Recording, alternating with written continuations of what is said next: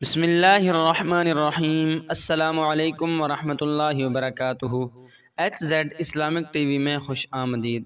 ناظرین و سامعین، آج میں آپ کو ایک غلام کا واقعہ سناؤں گا۔ ایک وقت تھا کہ وہ غلام تھا، اور جب اس نے اسلام قبول کیا تو اس پر یہ وقت آیا کہ اس کا قرآن سننے کے لیے خود حضور علیہ الصلاۃ والسلام تشریف لے گئے۔ واقعہ کچھ یوں ہے۔ مدینہ کا بازار تھا۔ گرمی کی شدت اتنی زیادہ تھی کہ لوگ نڈھال ہو رہے تھے۔ ایک تاجر اپنے ساتھ ایک غلام کو لیے پریشان کھڑا تھا۔ غلام جو ابھی بچہ ہی تھا، وہ بھی دھوپ پہ کھڑا پسینہ پسینہ ہو رہا تھا۔ تاجر کا سارا مال اچھے داموں پہ بک گیا تھا، بس یہ غلام ہی باقی تھا جسے خریدنے میں کوئی بھی دلچسپی نہیں دکھا رہا تھا۔ تاجر سوچ رہا تھا کہ اس غلام کو خرید کر شاید اس نے گھاٹے کا سودا کیا ہے۔ اس نے تو سوچا تھا کہ اچھا منافع ملے گا، لیکن یہاں تو اصل لاگت ملنا بھی دشوار ہو رہا تھا۔ اس نے سوچ لیا تھا کہ اب اگر یہ غلام پوری قیمت پر بھی بکا، یعنی جتنے پر اس نے لیا ہے اتنی قیمت پر ہی بک گیا، تو وہ فوراً اسے بیچ دے گا۔ مدینہ کی ایک لڑکی کی اس غلام پر نظر پڑی تو اس نے تاجر سے پوچھا، یہ غلام کتنے کا بیچو گے؟ تاجر نے کہا، میں نے اتنے میں لیا ہے اور اتنے کا ہی دے دوں گا۔ اس لڑکی نے بچے پر ترس کھاتے ہوئے اسے خرید لیا۔ تاجر نے بھی خدا کا شکریہ ادا کیا اور واپسی کی راہ لی۔ مکہ سے ابو حذیفہ مدینہ آئے تو انہیں بھی اس لڑکی کا قصہ معلوم ہوا۔ لڑکی کی رحم دلی سے متاثر ہو کر انہوں نے اس کے لیے نکاح کا پیغام بھیجا، جو کہ قبول کر لیا گیا۔ یوں واپسی پر وہ لڑکی، جس کا نام سبیتا بنت یعار تھا، ان کی بیوی بن کر ان کے ہمراہ تھی، اور وہ غلام بھی مالکن کے ساتھ مکہ پہنچ گیا۔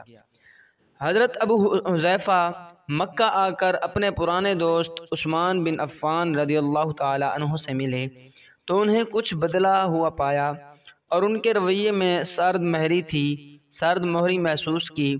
انہوں نے اپنے دوست سے استفسار کیا، پوچھا کہ عثمان، یہ سرد مہری کیوں؟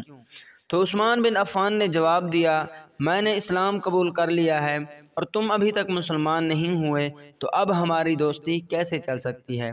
ابو حذیفہ نے کہا، تو پھر مجھے بھی محمد صلی اللہ علیہ وآلہ وسلم کے پاس لے چلو اور اس اسلام میں داخل کر دو جسے تم قبول کر چکے ہو۔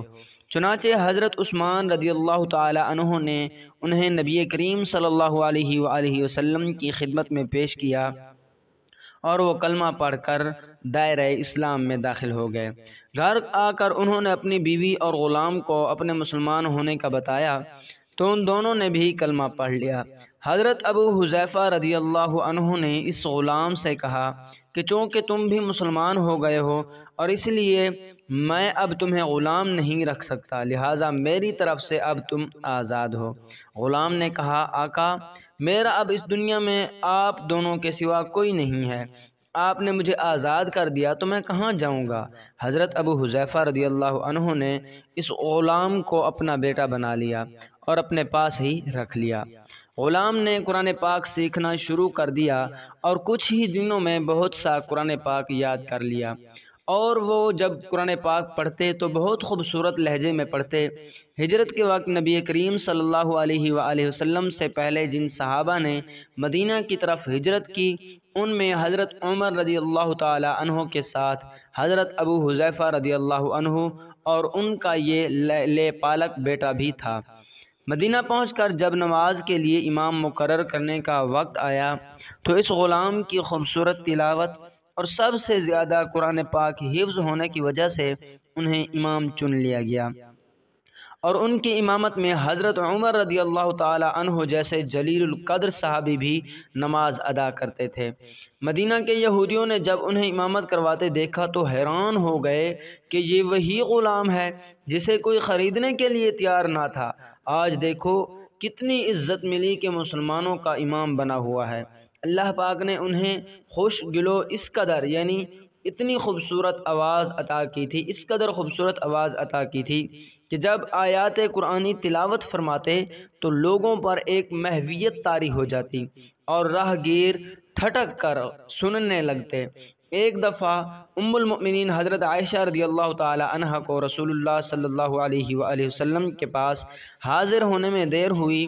آپ صلی اللہ علیہ وآلہ وسلم نے توقف کی وجہ پوچھی تو بولیں کہ ایک قاری تلاوت کر رہا تھا، اس کے سننے میں دیر ہو گئی، اور خوش الہانی کی اس قدر تعریف کی کہ نبی کریم صلی اللہ علیہ وآلہ وسلم خود چادر سنبھالتے ہوئے باہر تشریف لے آئے۔ دیکھا تو وہ بیٹھے تلاوت کر رہے ہیں۔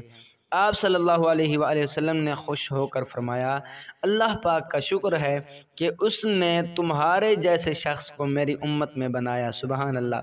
کیا آپ جانتے ہیں کہ وہ خوش قسمت، خوش نصیب صحابی کون تھے؟ ان کا نام حضرت سالم رضی اللہ عنہ تھا، جو سالم مولا ابو حذیفہ رضی اللہ عنہ کے نام سے مشہور تھے۔ انہوں نے جنگ موطا میں جام شہادت نوش کیا۔ اللہ تبارک و تعالیٰ کی کروڑہا رحمتیں ہوں ان پر۔ دوستو، یہ تھی آج کی ہماری ویڈیو۔